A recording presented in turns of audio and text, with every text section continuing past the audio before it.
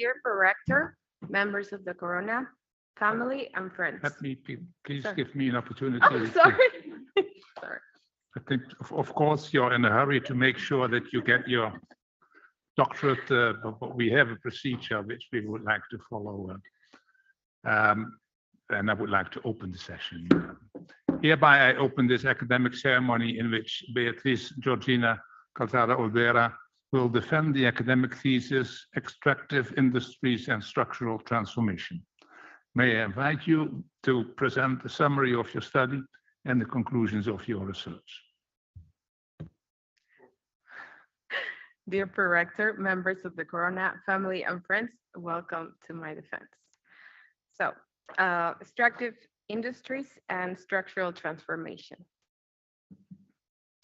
30 years ago, former Mexican President José López Portillo swore to defend the peso like a dog in an infamous emotional speech, weeks before its plunge from 22 to 70 per dollar.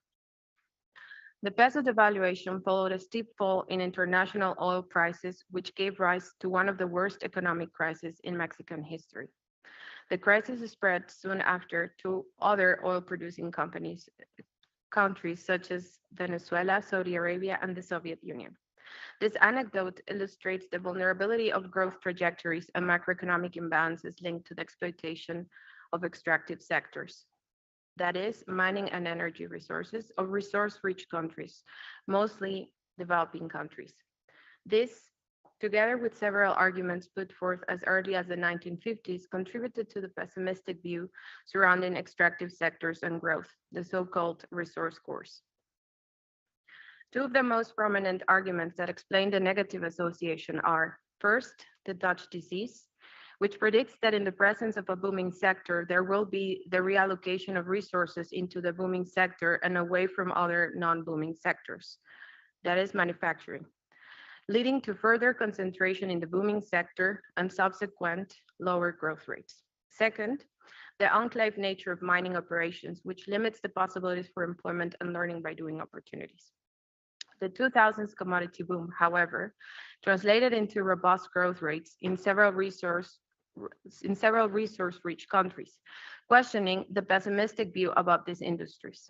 Likewise, several scholarly works provided an enthusiastic view about the role extractive industries can play to promote sustainable growth pathways based on flagship successful cases, such as Canada and Norway. This thesis thus explores whether long-standing mechanisms associated with the Dutch disease and the tendency of extractive industries to operate as an enclave still hold, or if these industries can indeed support structural change. Namely, the thesis focuses on three aspects. First, production linkages, which are addressed in chapter 2 and 3. Production linkages are important in order to move away from the enclave operations and to promote economy-wide benefits, such as higher employment opportunities across the whole economy. Secondly, I address export diversification in chapter 4. Export diversification is important as it reduces vulnerability from price fluctuations and promotes new productive capabilities. Thirdly, I address employment spillovers. The expansion of mining operations should not crowd out manufacturing jobs due to their importance in learning by doing capabilities. Chapter 2, what is the potential of natural resource-based industrialization in Latin America? An input-output analysis of the extractive sectors. The objective of this chapter is to describe the evolution of production linkages that connect extractive sectors to the rest of the economy before and after the onset of the 2000s commodity boom. The data and method utilized rely on input-output based measures, that is backward and forward linkages in 16 middle and high income economies, including 6 Latin American countries between 1995 and 2011. Results indicate that most countries failed to increase or even maintain linkages during this period, suggesting the mining industry still tends to operate as an enclave. Chapter 3 concludes.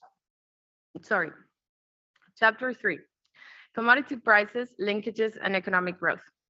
The objective in this chapter On the one hand, is to investigate the effects of higher mining commodity prices and backward linkages on long and short-term growth. And on the other, to explore if high commodity prices provide an impetus for mining linkage formation. The method and data utilized were panel error correction model, which allows for the measurement of long and short-term effects. And it employs a sample of 152 countries in the 1980-2015 period. Chapter 3 concludes, first, that higher commodity prices do not show any effects on growth in the long run. This is contrary to the conventional view put forth by the Dutch disease hypothesis. Secondly, higher backward linkages, much like prices, on their own, do not play a role in long-term growth, suggesting that these on their own are not sufficient to spur growth. Other factors, such as the quality of search linkages, possibly play a much bigger role. Thirdly, higher commodity prices have a strong negative effect on the formation of linkages, further confirming the still prevailing enclave nature of these sectors.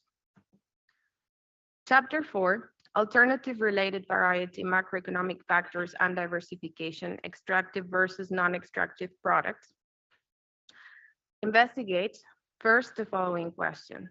To which extent do path dependence and key macroeconomic factors play a role in export diversification? It also investigates how does the above differ for non-extractive products vis-a-vis extractive commodities. The method and data used here consist of an alternative measure for path dependence calculated with trade data from 92 countries and more than 5,000 products over the 1995-2019 period. It also employs a probit panel model with a Moon-like Chamberlain device. Chapter 4 concludes, first, that path dependence predicts export diversification, but less so in non-extractive products, suggesting that diversifying away from extractive commodities requires bigger jumps in terms of developing the necessary productive capabilities. Secondly, contrary to Dutch disease, the real exchange is not associated to a lower or higher probability of diversification. Thirdly, however, we find that higher commodity prices reveal a strong, significant negative relationship with non-extractive diversification. Finally, Chapter 5 is the Dutch disease well and alive, a cross-country assessment of mining spillovers unemployment in the 2000 to 2014 period, addresses the following. It explores the employment spillovers that the expansion of mining activity had on non-mining sectors. The method and data utilized rely on a decomposition analysis to distinguish domestic and external sources of demand. It uses a GMM approach covering 40 high and middle income countries over the 2000 to 2014 period. Chapter 5 concludes, first, the expansion of mining employment, either due to increased domestic demand or exports, does not lead to negative spillovers in the manufacturing sector employment. This is contrary to the Dutch disease hypothesis predictions. Secondly, there is some evidence that mining employment crowds out agricultural employment, but enhances construction and services employment. Yet, these dynamics seem to be mainly driven by countries with relatively low levels of manufacturing output. To conclude, this dissertation partially supports the idea that extractive sectors are not necessarily a curse for growth. However, it provides evidence that if they are used to promote structural transformation, complex challenges lie ahead.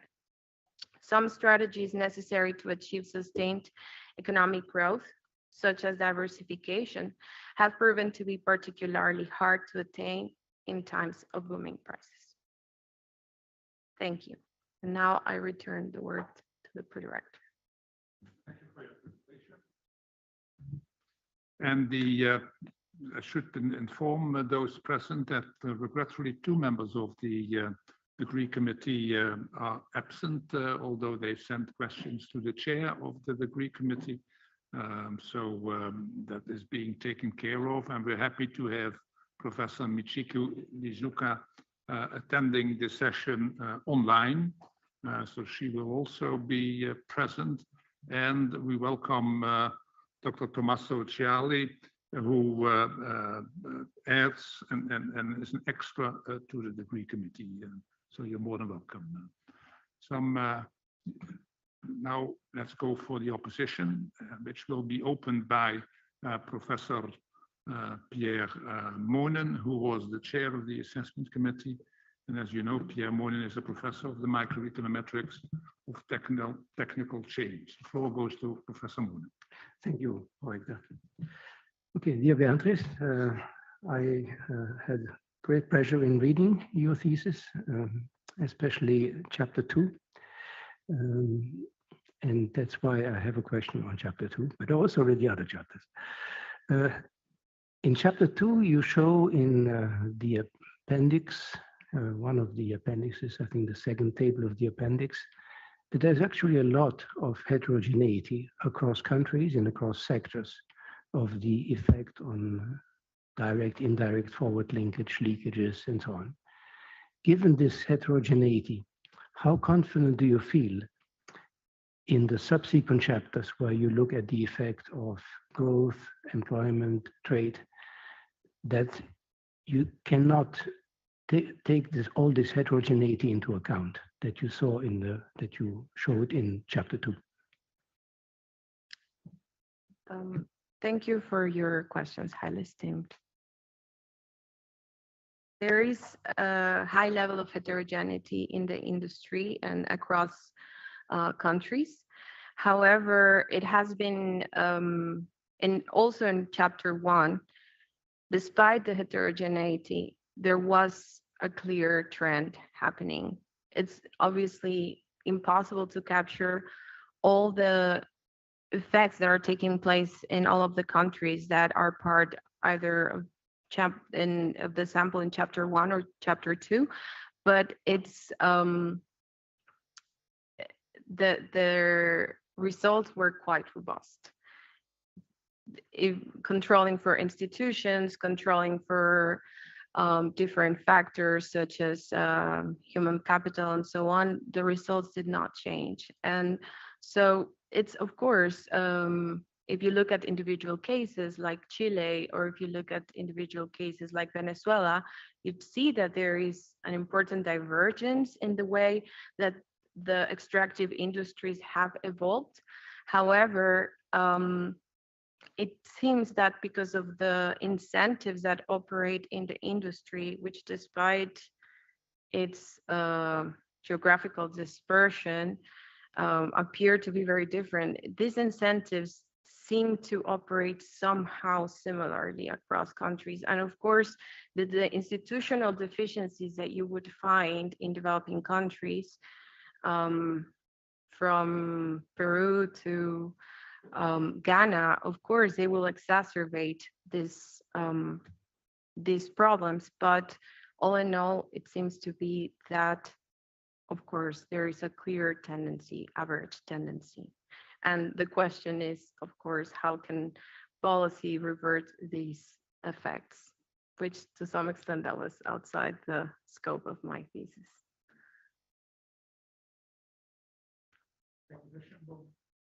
The opposition will be continued by Professor Michiko Lizuka, who is a professor of science, technology, and innovation policy, and who also was a member of the assessment committee. And the floor goes to Professor Lizuka. Yes, dear candidate, I also had a great pleasure reading your thesis. And it gives me a great pleasure reading a thesis on extractive industry, which I think is very much understudied. So I think your study would make a great contributions. So I would congratulate your effort.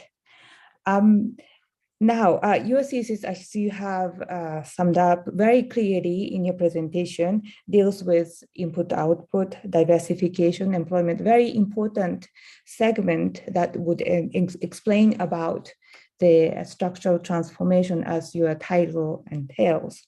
Now, I have a question because having summing up of these analysis that you have conducted, how would you examine the structural transformation? Do you think that the country with extractive industry should structurally transform to other sectors so that they could be able to develop further? Or do you think that extractive industry can become a sources of productivity or the employment or the sources of development? What would you think? And also, what sort of, you rightly mentioned in the earlier question that you talk about policy. So what sort of policy would enable that? Thank you for your comments and questions, highly esteemed professor. First, I would like to address your first question about whether I think countries should diversify away from extractive industries or if they should use this as a platform. Did I get that correctly? Yes, okay. So indeed, this is a very difficult question, but I would suggest that perhaps the former strategy is the best strategy. Developing linkages is extremely difficult. It has been proven in different case studies that you have a number of government issues, for instance, the lack of support of entrepreneurship efforts. Also, the GVC governance can be an issue there because suppliers cannot reach these large corporations.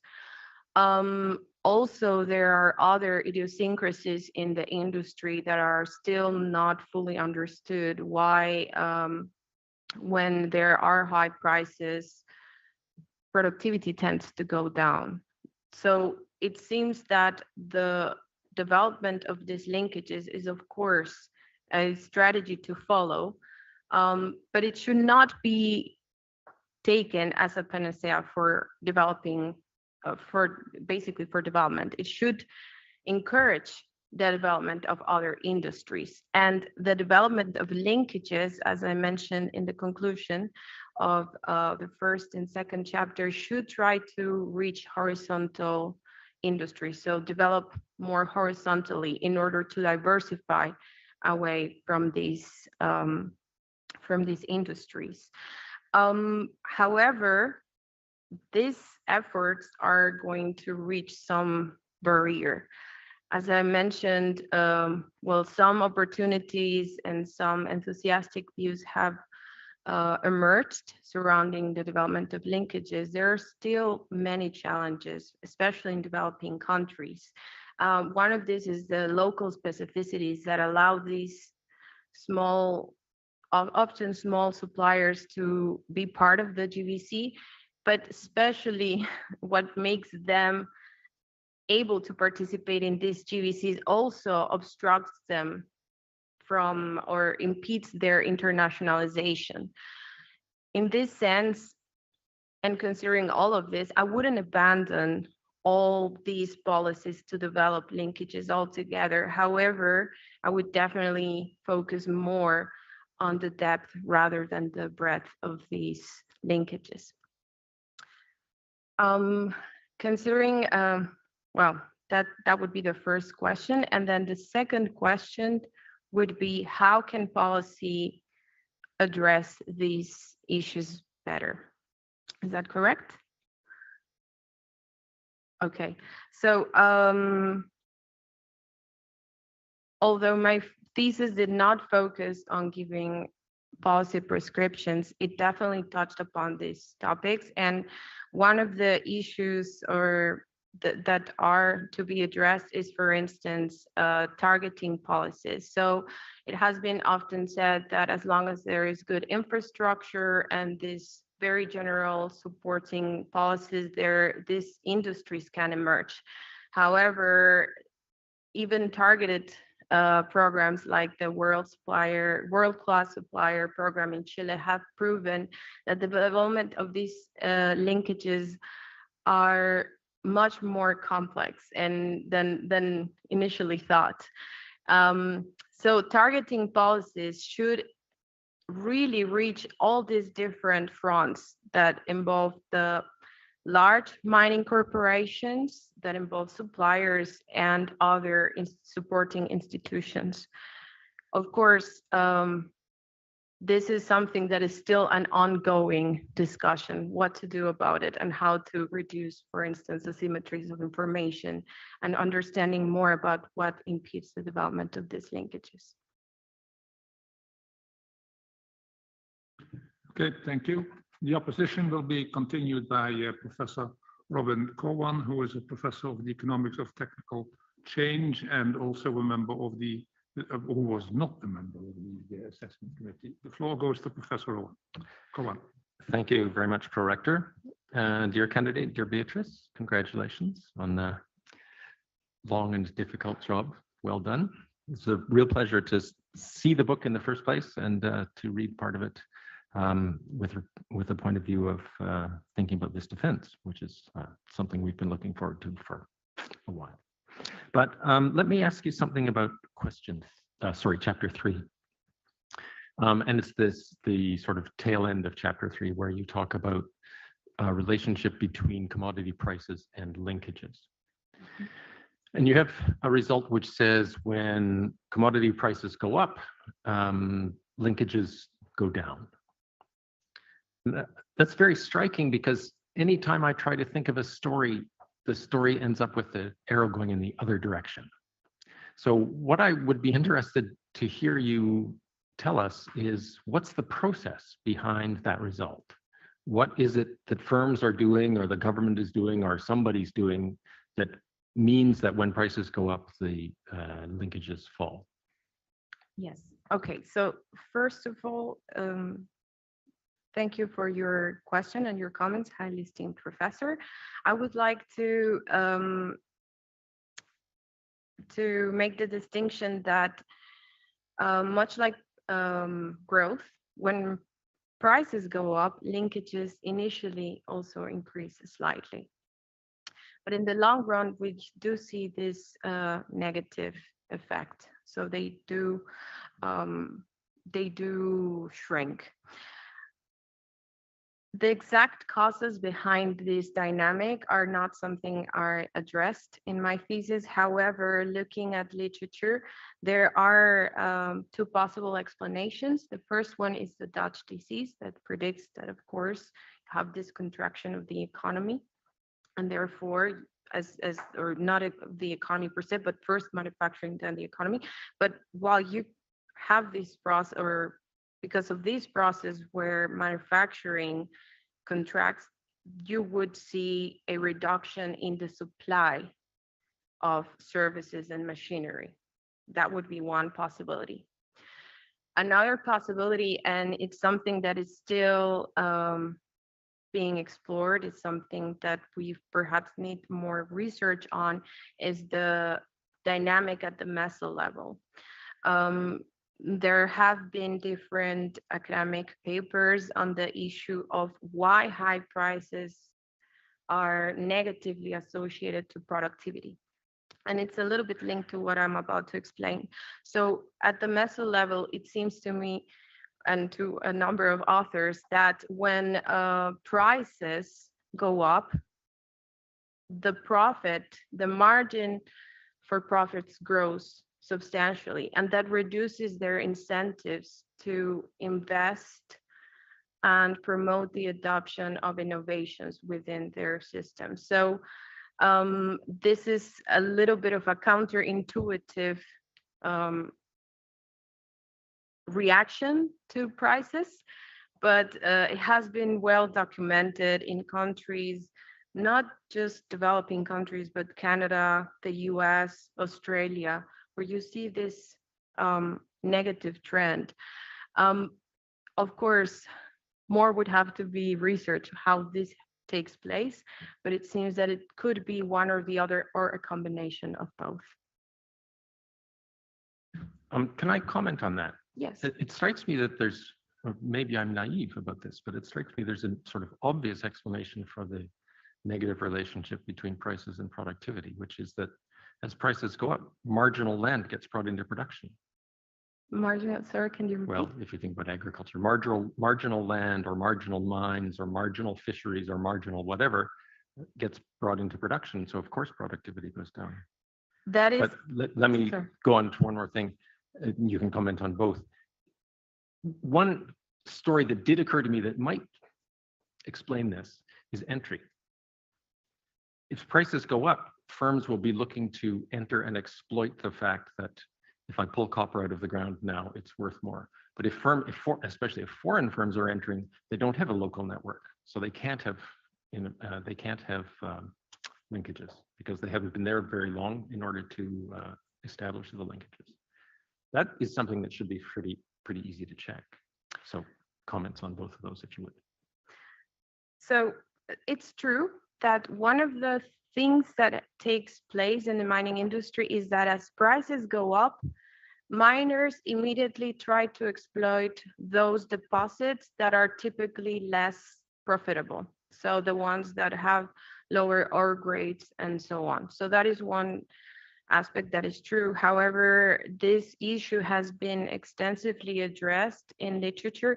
And even if you control for the quality of ore grades, that would show, for instance, that there is no negative trend, you still see a negative trend. It also seems that, for instance, when prices are higher, the management decides to start investing more in personal and not so much on technology.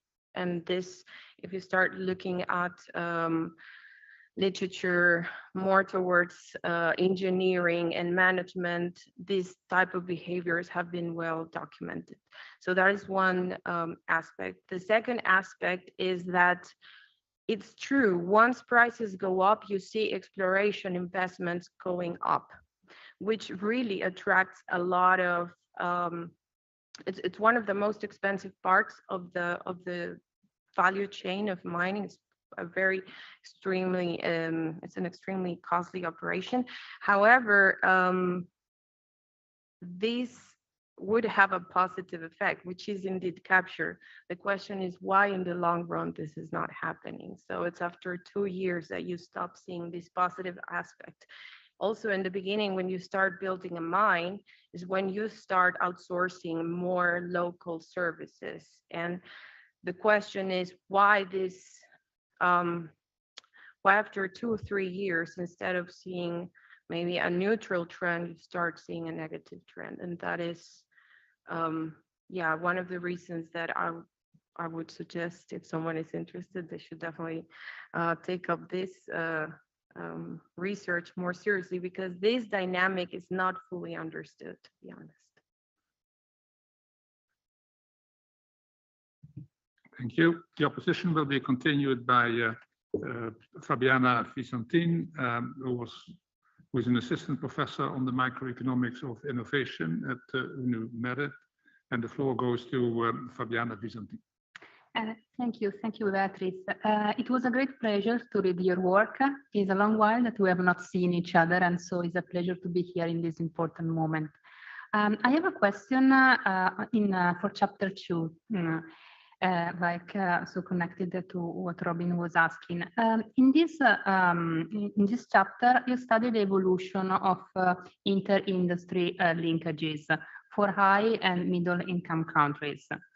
I was wondering how would the inter-industry linkage look like or evolve in the case of low-income country.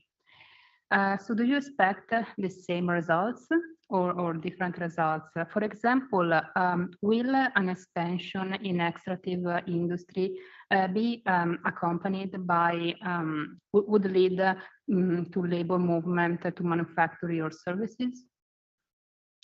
So basically, I'm asking, so you're focusing in high and middle income countries.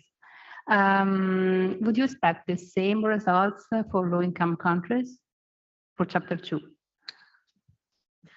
Okay. First of all, thank you for your questions, highly esteemed opponent. Indeed, the chapter focuses mostly on countries that have already a certain level of industrialization, but still there were some important differences in terms of capabilities. For instance, Peru is before, or let's say now it's considered a middle income country, but in the beginning of the period was closer to a low income country. And still, I would say, based on the experience of different case studies, the fact that these countries are low income does not impede the development of linkages. The question there would be, what would be the quality of such linkages? In chapter 2, although, yes, there were some similarities across high-income countries and low-income or middle-income countries, you can still see that, for instance, high-income countries have linkages with sectors that would be considered of a higher productivity, like manufacturing and so on. And services are equally important. However, because of the level of aggregation, it's not possible to see from my analysis what would be the quality of said linkages. If other literature that looks more at this qualitative aspect of said linkages is taken into consideration, one can see that still services in developing countries are of very low productivity. So they're very basic services such as maintenance, cleaning services, and so on. So I would expect in a country with very few resources, very low level of capabilities to have linkages. But the question would be, what is the quality of said linkages? And also, as I emphasized in the presentation, linkages as such or on their own are not something that will immediately translate into, yes, better growth, better performance. Thank you, Beatriz. You have a second question, Dr. Valentini? Yeah, should I raise directly my second question? Okay. So in chapter 3, you investigate how the inter-industry connectivity of extractive sectors affect economic growth prospects as commodity prices change. Nowadays, in these 2 months, we are experiencing a drastic rise in commodity prices due to the war. And I would invite you to reflect about possible consequences in Latin American countries. Thank you for your question. Indeed, this trend of very high prices have been exacerbated by the recent crisis in Europe. However, due to the intensity that a lot of energy or renewable energy technologies have for this type of minerals, these prices have been going up even before this crisis hit. And I see this as a good opportunity, but also I think it poses greater risks, and not just for Latin America. The trend for the past 20 or so years has been to have more and more countries depending on commodities, especially mineral commodities. And I would like to go back again to chapter 4 on diversification. Diversification is essential for these countries to have sustained levels of growth. And if these incentives are being distorted by these high prices, where the development of linkages is not something that we should abandon as a possibility for policy, but where we see this as a very difficult strategy, and where we also see that the incentives to move into industries that require more complex types of knowledge, then you have very low incentives to change things as they are, and you find all the incentives to instead become more and more concentrated in natural resources. Thank you. Thank you. The opposition will be continued by Dr. Tommaso Ciarli, who is a research fellow on economics of innovation. The floor goes to Dr. Ciarli. Thank you, Director.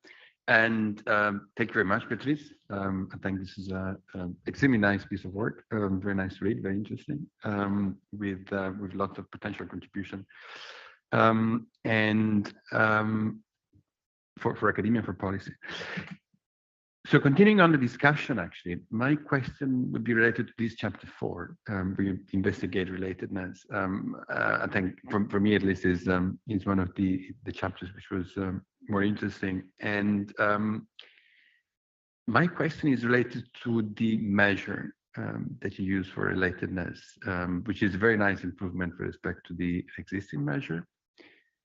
But it still uses an information which is very incomplete, which is a binary information about whether a country has a comparative advantage or not in a given product. And in measuring that relatedness, so the probability that a sector may become a comparative advantage given the proximity with other sectors in which the country has a comparative advantage, why not using the entire information where you know how much the country is exporting in relation to the world average, or whether the country is not exporting at all or is exporting a little bit. So if you have a comparative advantage, an RCA which is 0, it might be that the country is exporting, but just below the world average, or it might be the country is not exporting at all. And it does have potentially a strong influence on whether the country can have the capabilities to increase, but you're not taking that into account because the 0 would be just not related. So is there any space for improving, and how would result may change if you take into account the extent to which countries export or not export, rather than a binary variable? Thank you for your question, highly esteemed opponent. And thanks for asking me about chapter 4, because it's the last chapter I worked on and it was quite interesting. This measure, of course, still offers room for improvement. I think all these measures where you're indirectly measuring these capabilities and what is also not there in terms of capabilities have an enormous room for improvement. It's true, having a binary variable really reduces information. On the other hand, the fact that the occurrence of not having any comparative advantage at all, or probably being far away from it, is also offering some level of information. I myself did not develop this measure, but it would be definitely interesting to see how these could be extended by perhaps also taking into account exports that are not necessarily exported with comparative advantage, but are somehow still exported, because that does speak of some level of competence. But definitely this is something that could be taken into account for the future.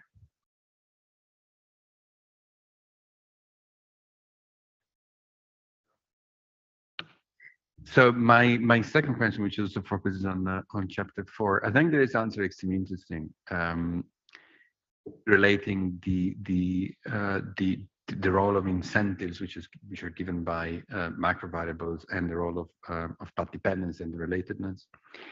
What I would like to ask a question is, in your discussion, you seem to, in your interpretation of the result, you seem to suggest that the investment and diversification is a zero-sum game. So you either invest in the mineral sector, or you invest in a different sector. It looks like there is only one player in this economy which makes this decision, either to stay or to move. But we have many players, obviously, in this economy. So how would your interpretation change if you had to speak about different firms which enter the market because of the relatedness, because of the capabilities, with the incentives or despite the incentives, even where the incentives encourage the incumbent firms to keep investing in mind. So you see the question, we can have different actors, different entrepreneurs.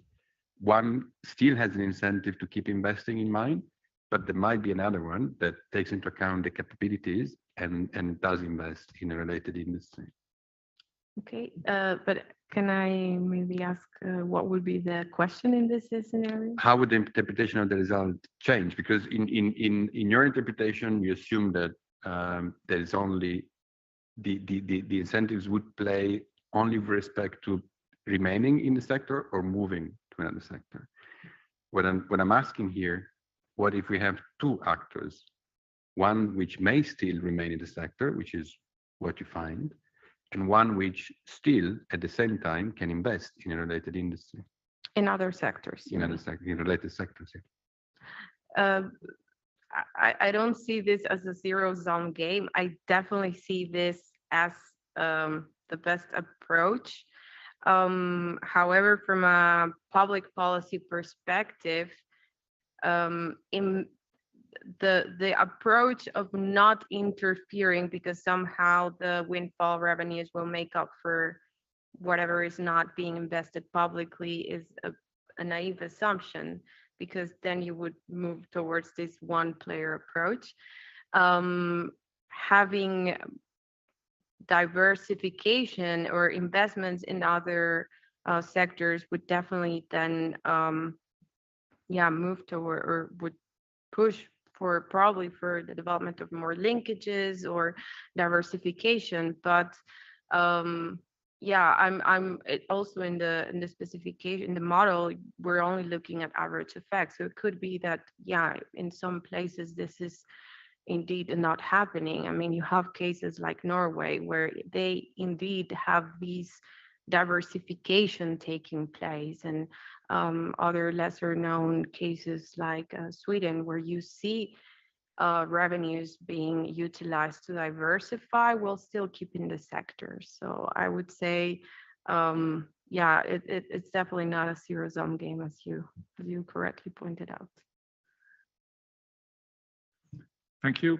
The floor now goes again to the chair of the assessment committee, Professor Pierre Monin, who has received questions from the two other members of the assessment committee, and for each of these two, you will have a question. Yes, thank you. So first of all, Nandita apologizes for not being able to be here because of the events that take place at the institute this week, and so she couldn't make it. But she sent me the following question. In your study, you don't explore how the nature, the quality of the linkages would affect the relationships you observe. In chapter 2, you find that linkages are highly linked to services, but you don't know how technology intensive they are. Do you think further disaggregation of these linkages, differentiating according to their technological characteristics, might provide new insights on the relationship between these linkages and short-term and long-term growth that you observe in chapter 3? And if yes, according to you, what would be those differences and what would be the policy implications of the same? Well, thank you for your question. Indeed, the data set that I used, it's the 2015 version of OECD input-output tables. Nowadays, you can find a finer level of disaggregation, and still, I would say, I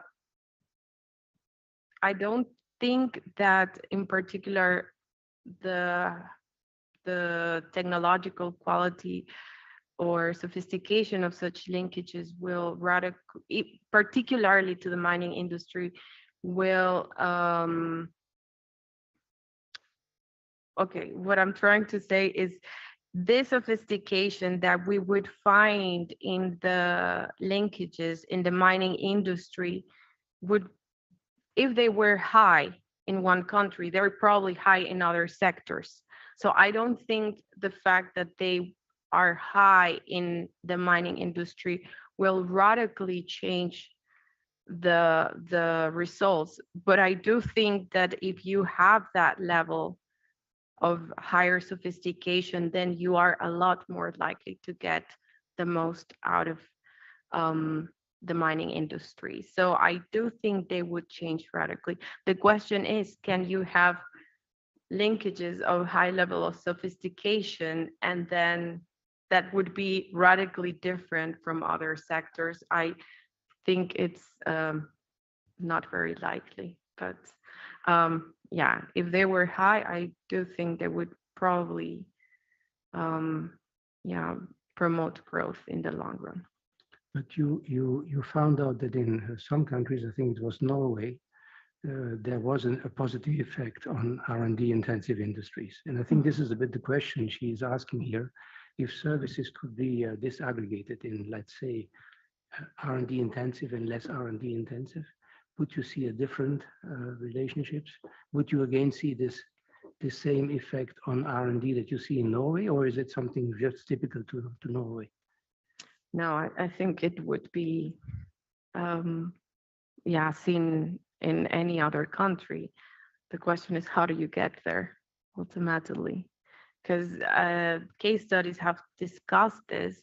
There are some cases that are very illustrative of the innovative potential that can be found in supplier linkages in places like Peru or Chile. The question is, yes, if it's only a handful, will that change the phase of the whole industry or their growth trajectories? I highly doubt that. So if they were to get to a point where, on average, the technological intensity of these linkages is high, then yes, I think there would be very different results, more positive ones. Then let me ask the question of Lilia Stube. So her question is, based on your research findings and how you have advanced our knowledge about extractive industries and structural transformation, what do you think should be the research agenda on this topic?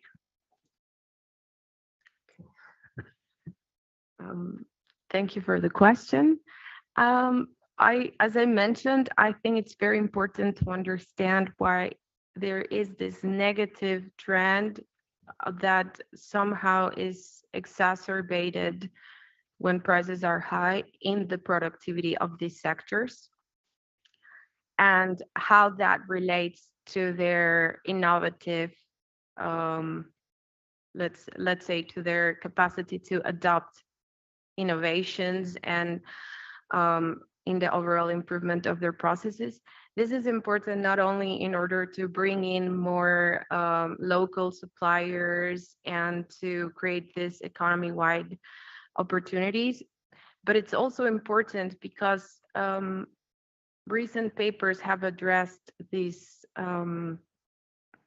potential dark side of moving towards green energies. We need 4 or 5 times more mining inputs in an electrical vehicle than in a regular vehicle. That means that also from an environmental point of view, if these industries are operating with subpar levels of productivity and they're not being very environmentally friendly, there will be negative effects in this transition. And the fact that still most of these operations are taking place in middle income countries might mean that there are less institutional barriers or contention to the potential environmental negative effects of these operations. So that is one thing. The other thing is more research is needed to understand why there is such a negative effect on diversification efforts with commodity prices are high. Of course, in literature, we find different explanations, such as, yes, as prices go up, resources are allocated to other industries, and that reduces the availability of supply or makes them more expensive, which is a quite plausible explanation, but still it does not tell the whole picture. So seeing these trends of high prices, seeing these trends of higher concentration in developing countries, and the fact that so far this agenda is not really addressed in their development trajectories, is more about avoiding the Dutch disease. I would say we need to learn more about what happens in non-extractive sectors that find it so difficult to expand once prices grow. This concludes the first round, and we're happy to enter into a second round in which we will give the floor again to Professor Michiku Lizuka, because it's a custom that we give this to those who are furthest away, and she apparently is furthest away from all of us. So the floor goes to Professor Lizuka. Yes, thank you very much. But I have asked already 2 questions at the beginning, so I would give a floor to the other professors. Thank you. Then the floor goes to Professor Pierre Moni. Yeah, let me ask you now a more technical question on chapter 2. To compute the forward linkages, to compute the backward linkages, you use the Leontief inverse. So you assume fixed input coefficients. To compute the forward linkages, you use the Gauche model based on constant output coefficients. So those are quite 2 different assumptions. So which one is the one you believe most in? And for the Gauche model, according to Erich Ditzenbacher, that you mentioned also in your references, the Gauche model is actually a model that is used for the propagation of prices, not so much maybe to discern the forward linkages. So what is your reaction on this? Thank you for your question, highly esteemed professor. And thanks for asking perhaps the most complicated question I could expect in this event. Indeed, the Gauche model has been criticized because it has been considered more of a price model. However, there are also several studies that indicate that that is not necessarily the case, and this has been proven analytically, I think, in 2 papers already. And I must say this is not my area of expertise. But yes, that is one issue that is still debatable about this model. I do have I do understand the limitations of the Leontief model and the assumptions that it has. However, I do think that if these are used exclusively in ex post assessments, these distortions or these assumptions are less problematic. I think they are mostly problematic when they are used in projections, for instance, in multiplier projections, because they do assume, for instance, when they are employed in calculating potential multiplier effects for the mining industry, they will assume this I don't know, 4, 5, 10 times more employment for every job created in the industry. But this is, of course, under the assumption that the availability of labor is going to be there and that it's going to be constant. So I find these unrealistic assumptions not so problematic in ex post assessments like the one I conducted, but in predictions or this type of appraisals. So you would maybe suggest to also, in addition to using the existing input-output coefficients, to also allow for some of these coefficients to change, precisely because maybe there is a boom in commodity prices, and hence there may be a change in technology to be, or if there's not a boom, if there is a slump in extractive industries, to come up with more technologies, new technologies that are maybe more efficient.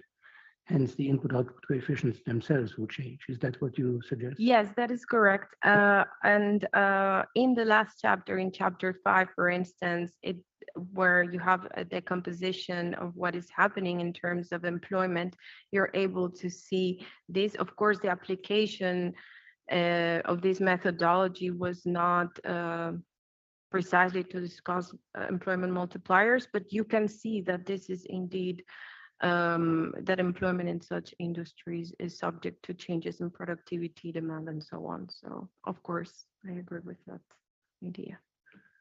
Thank you.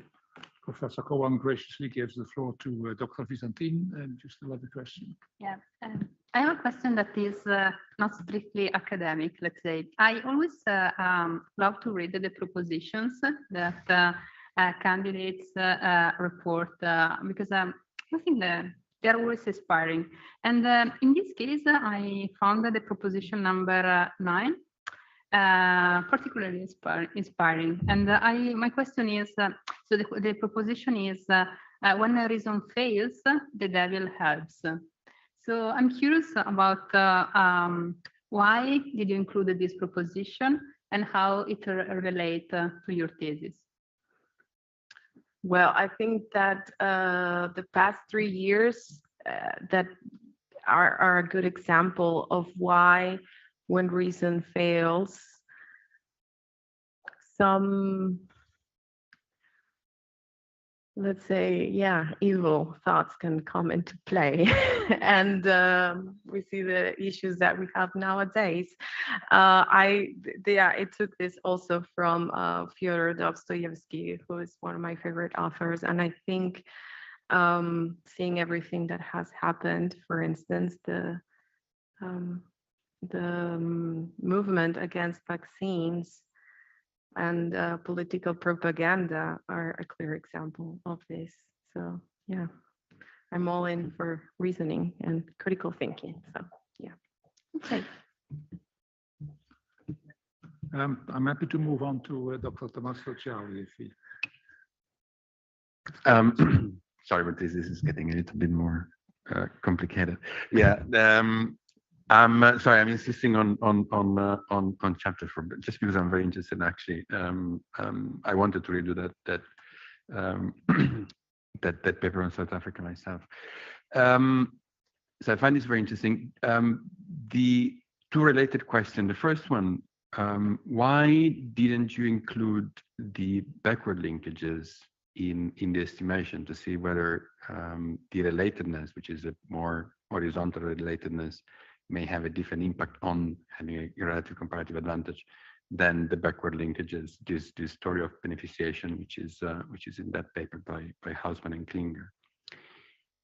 And in that specification, in which you analyze the role of relative comparative advantage and the relatedness in acquiring relative comparative advantage after 4 years, isn't it problematic to have both the relative comparative advantage of a given product and the probability that that same product may become a relative comparative advantage based on the relatedness? So for the same product, you have two indices, one which is past relative comparative advantage and relatedness, which already includes the probability that it can become a comparative advantage. So basically, you're measuring on both sides the same, in different ways, that probability. So isn't that a problem in your specification? Thank you for your question, highly esteemed opponent. Okay, I think I got the question as, why am I including the lagged term, right? No, sorry. The first question is why you're not including linkages, vertical linkages, as well as the horizontal one, the relatedness, just to compare whether one may have an effect. And the second one is why, I mean, if you feel confident in having on both sides a measure of the, so basically what you're estimating is the probability that you become you become specialized more than the world average in a given product after 4 years, based on the probability that you have already computed that you can become specialized in that product, because this is what the relatedness already measured. Mhm. So you're basically computing this twice. Yes. Thank you again for your question. To answer the first question, that is indeed difficult due to the level that is product. You may briefly conclude your response, please. So because the analysis is done at the product level, it would be maybe interesting to see how that could be implemented. So it can also be done at the product level, because linkages are naturally calculated at the country level.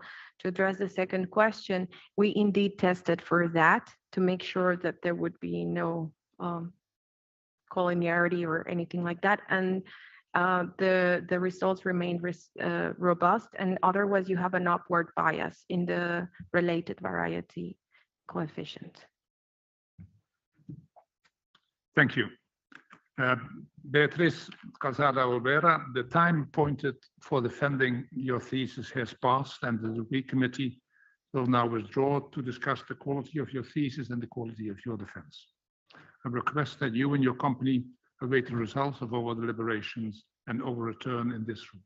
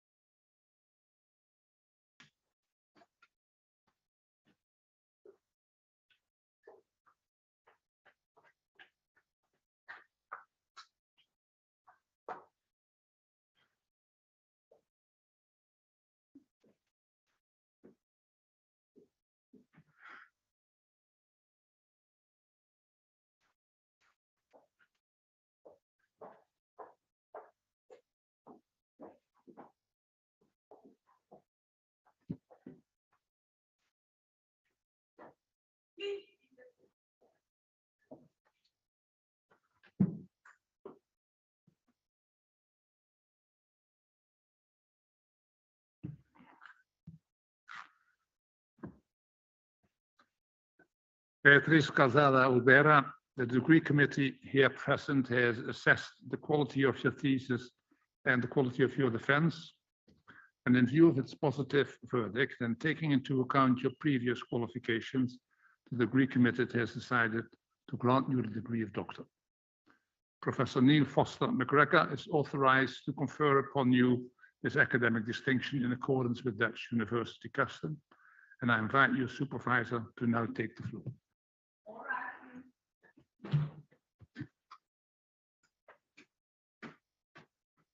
Thank you, Director. This is the first time I've done this without having a laptop in front of me, so I should have my hat on. But so yes, Beatrice, do you promise to work in accordance with the principles of scientific integrity at all times, to be careful and honest, transparent, independent, and responsible? Yes, I do. I do, very good. So by the authority vested in us by law and in conformity with the decision of the committee here present, I hereby confer upon you, Beatriz Georgina Calzada Olvera, the degree of doctor and grant you all rights attached by custom and law. As evidence of this, I now present you with a degree certificate signed by the rector, the secretary, and the other members of the committee, and affixed with the official seal of the university.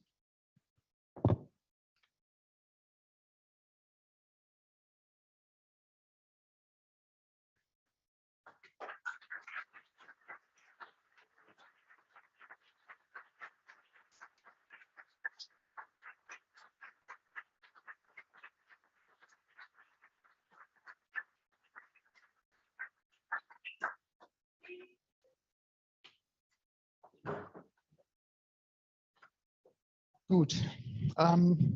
So, dear Dr. Calzada, dear Beatrice, let me first say how happy I am to congratulate you on the thesis and the thesis defense. And it's there I want to start, essentially, the thesis defense, because I think the thesis defense sort of encapsulates the last 6 years in a way. It's been not necessarily straightforward to organize, a little bit chaotic at times. We have different dates. We've had a change of format.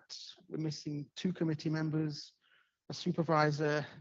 This is the first time I've seen this very nice book. So it's not been necessarily straightforward, no, but we got there, which is good. And so despite all the challenges that you've faced, we got there. And you've been able to defend, and you've been able to defend in time, which is also something we need to come back to in a few moments now.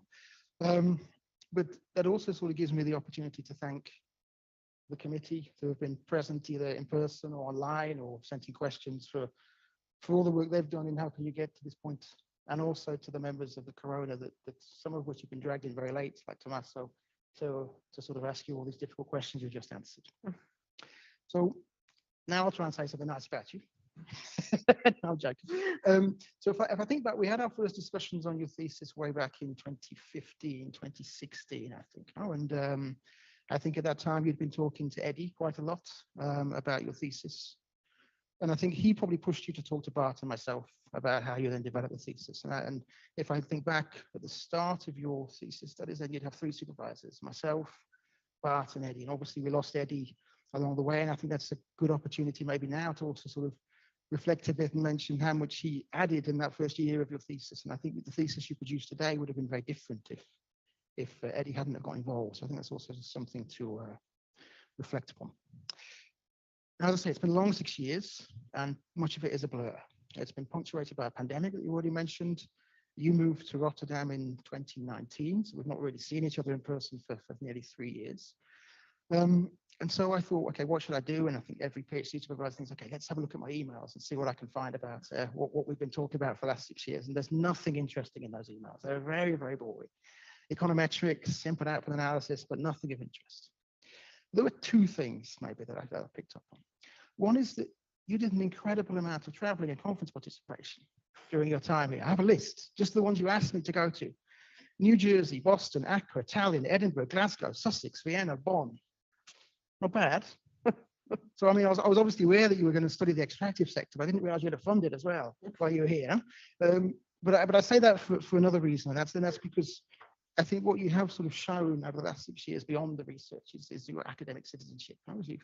Many of those trips I just mentioned are in the context of the Young Scholars Initiative, which people like Danilo and Florencia are also involved in organizing. I mean, you did a lot of work in that sort of network for you and your merits. You also did a lot internally. You were teaching, you were organizing conferences for us, you worked with Carlo and Michiko on mining projects and so on. So you contributed a great deal to the Institute. And I think I hope and I think that you sort of made the most of your time here, both sort of professionally and also socially. And my impression is that socially very much. So that was one thing I sort of picked up on from these emails. The second one is that you had a very clear plan in place back in 2015, 2016, but you deviated in many, many different ways. No? We were talking about many, many different topics, and you ultimately discarded many, many things. And I think that's fine. And I think the thesis you produced actually looks a lot like what you proposed initially. And it covers a lot of ground. It's a nice piece of work. You use a range of methods, and I think it really showcases your research skills, which I think you won't underestimate at times. My feeling why you did that, why you took all these different paths and ultimately discarded them, was because you got a bit fed up with mining. About halfway through the thesis, I'd like to do something interesting now. And in that sense, the opportunity that you got to go to Rotterdam was quite nice, because it gave you the opportunity to sort of develop, and you've moved into a little bit different direction in terms of your research. But at the same time, you also struggled initially balancing the requirements of your day job and your thesis. And in my emails, I have this mail from you saying, yeah, you were right. It's 10 times more difficult to finish the thesis if you if you're working. But that's okay. No, that's also part of the process, to drop things and also to sort of take on new things and then understand that. So in addition to moving to Rotterdam, there were two other things that happened, of course. One, there was the pandemic, which you were heavily involved in teaching all these programs at Rotterdam, and suddenly you had to switch all that online. So a huge amount of pressure was put on you regarding that. And the second thing is that your employers got itchy. They were very sort of not very keen to give you a permanent contract without having the thesis in place. So they were putting a lot of pressure on you to try and finish, and you were putting a lot of pressure on me to tell them that you would finish and all these kind of things. No, so there was all that sort of pressure building up on you. And in that context, I think what you've done over the last 12 months is quite impressive. You should again be proud of that. You've managed to finish the thesis. You've added at least 1.5 new chapters to that thesis, and you've worked very well, and you've been able to meet that deadline. There was one other thing in addition to the pressure that changed in that last year, and that's for the first time in 6 years you listened to me. So if I were to ask you, I'm not going to, what was the thing that I said to you most over those 6 years? I don't know what you would answer, but my comment would be that it would be, go and talk to Bart about this. And the conversation usually went like this: you should go and talk to Bart about this. Yeah, I will. Yeah. Did you go and talk to Bart about this? No, I didn't know, but I will. And in that last year, you did. You went to talk to Bart, and he was actually quite instrumental in finishing that chapter 4. You co-authored that chapter together, and that was able to get you over the line, so to speak. And I mention that because obviously Bart can't be here today because of the changing dates, because of his teaching commitments. But just to let you know that he sends his best wishes and congratulations, and again wishes you all the best as you move forward. So to summarize, because I'm limited to my 6 minutes, I think you have faced all the usual challenges that many people over there will understand. You've been distracted, you've been demotivated, you've followed various dead ends in the process. That's fairly common. But I think over the last year or two, you've also shown a lot of resilience and that ability to perform under pressure, because this sort of axe hanging over your head about the contract is something that's obviously played on your mind quite a lot. In addition to that, you've also shown a good range of skills. You've been able to deliver some nice novel sort of ideas in your thesis, and you've been able to show the kind of entrepreneurship and academic citizenship I mentioned that leaves you well placed, I think, as you move on in your career. So just to conclude, again, I'm going to congratulate you, but also to your family who have actually been able to travel here. So the world's finally opening up, and you can have the defence in person and with your family, which is wonderful. And I wish you every success as you move forward. And I assume and hope that permanent contract is now ready to sign. But thanks for the last 6 years, and congratulations there. Thank you.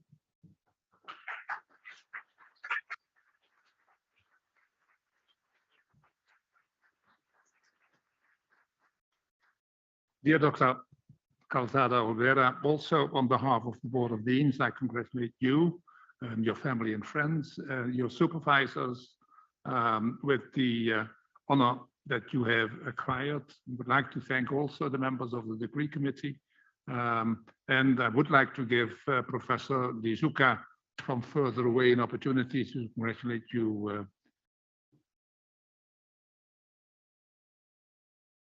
She definitely does. So by this, I'm closing this session and make sure that, but it was already discussed, that you have a wonderful career and an enjoyable day here today. I close this session.